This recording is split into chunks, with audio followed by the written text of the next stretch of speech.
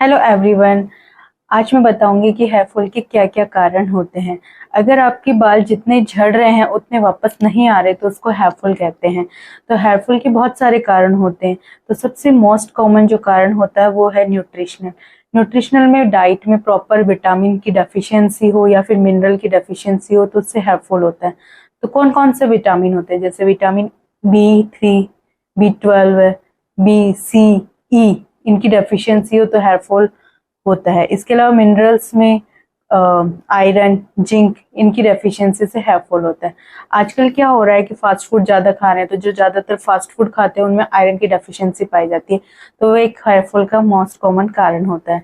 Second, hormonal.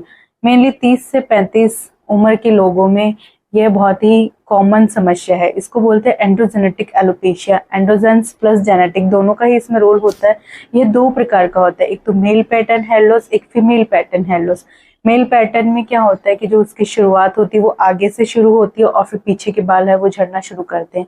तो इसमें क्यों होता है? इसमें एक हार्मोन होता है डाईहाइड्रोटेस्टोस्टेरोन, उसकी अधिकता से ये हेयर फॉल होता है।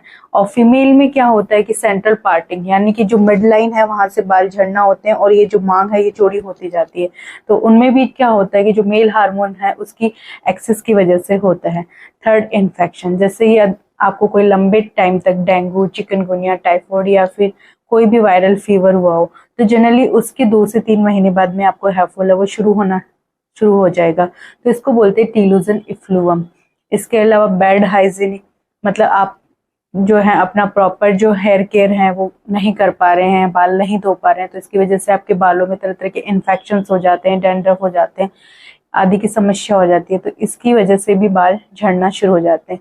स्ट्रेस। आजकल युवाओं में स्ट्रेस बहुत ज्यादा बढ़ गया है। तो स्ट्रेस क्या करवाता है? स्टेरॉइड हार्मोन होता है बॉडी में, तो उसकी अधिकता हो जाती है जिसकी वजह से हेयर फॉल है वो शुरू हो जाता है।